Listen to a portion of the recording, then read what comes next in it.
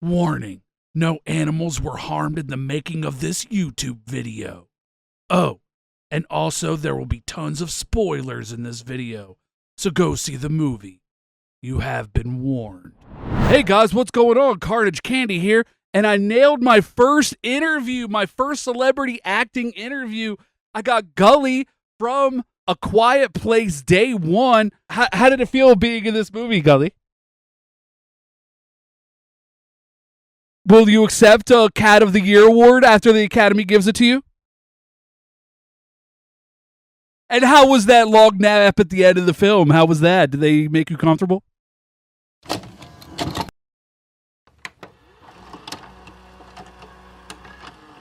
Death scenes are always much more elaborate. More blood, more gore. Carnage, candy.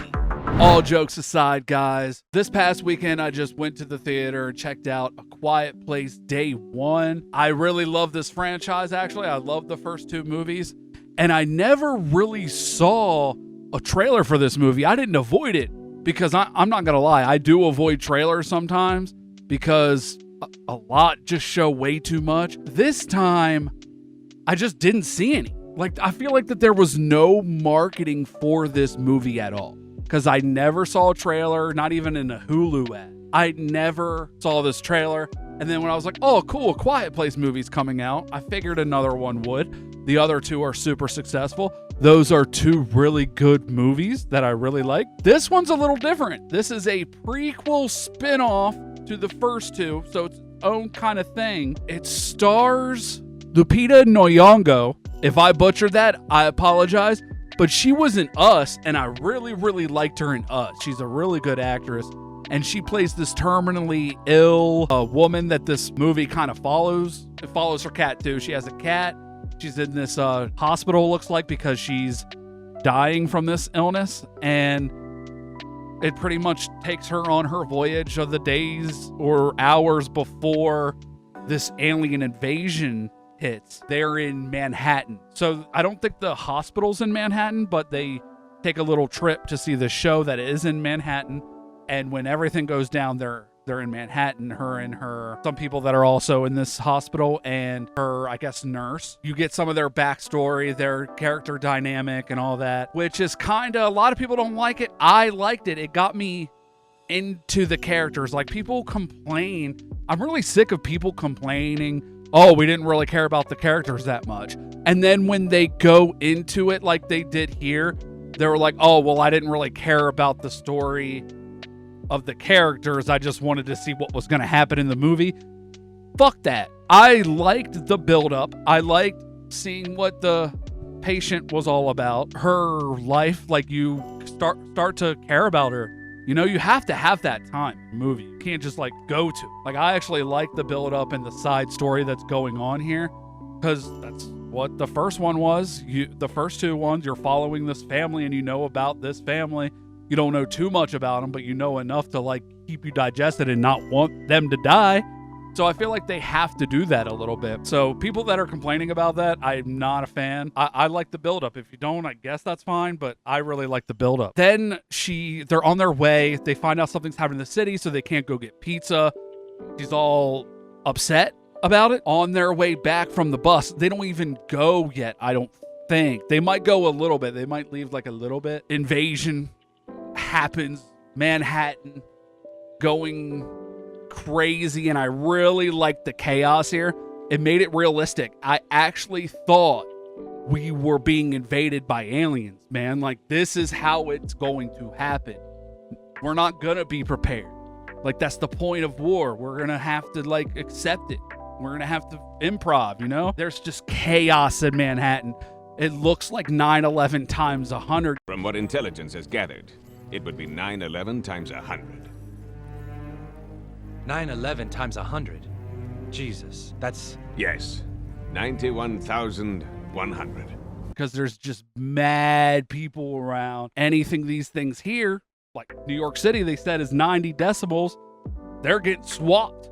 Like, no matter what, because they know they're there. So, like, it's kind of weird that they mentioned how loud New York City was, but even if you were quiet in New York City, you could get away from it, which is kind of weird, kind of a little bit of a plot hole, maybe, Maybe I'm looking too much. Maybe I'm not. Who knows? I love the chaos that's going on. I don't love that there's chaos, but how realistic it really made me step back, and I was just like, oh shit, here it comes. And you almost forget about what's going to happen because you're so digested in their story. And then you get a little down the line, this guy starts following her and her cat because he seems he's alone in the city. He has to latch on to someone in a situation like this. A lot of people can relate to this character. He doesn't want to be alone.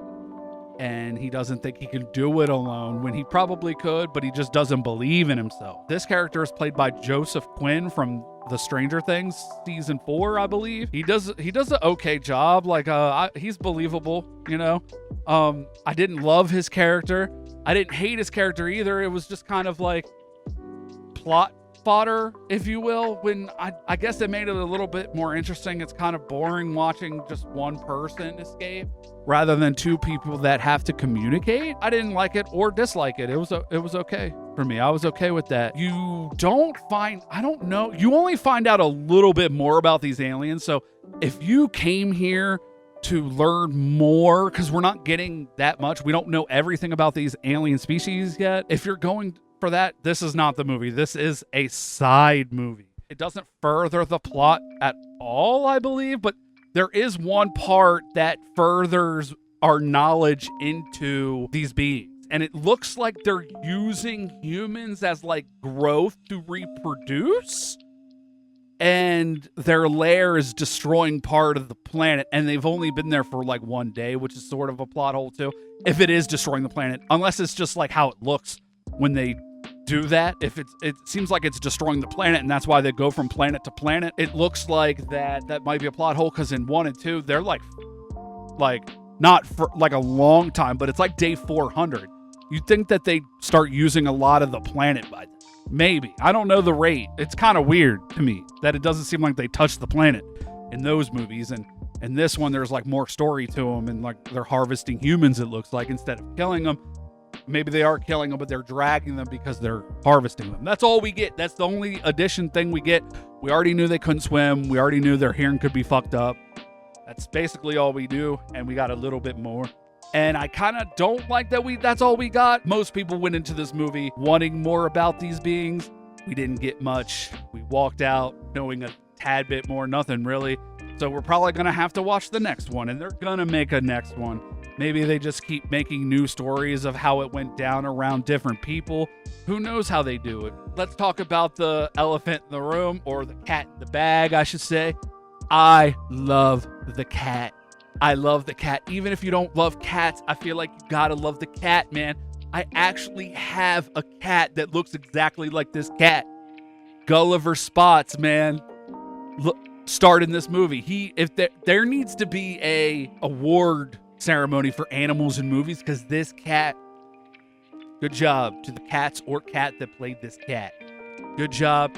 You get some kind of pet Oscar or something. You did a great job. I love the cat. He was a better character than Joseph Quinn's character, in my opinion. He didn't have much story to him, but he was cool. I dug the cat the whole way through. I dug him. I didn't hate anything he did. It was kind of crazy. It's like, oh, a cat probably can't follow you like that. But hey, it was cool. I don't give a shit. Like, you know what? I don't care. The movie ended pretty well. You don't really see. Maybe they'll get a day 2 and you'll follow Joseph Quinn's character a little bit more. I hope not, actually, because I don't care enough about his character to keep going. But overall, it was a pretty decent movie. I would probably give it a... when I left the theater, I thought it was a C+, like maybe a C. But I might give it a C+ to a B-. I'll probably give it a B-. Maybe. I don't know. Maybe a B-. I think we give this movie a B- for now. It could be a C+. How did you guys like the movie? I like these movies. I didn't like this one as much as the first two. Loved the first two a lot. But this one was all right. This one was kind of good.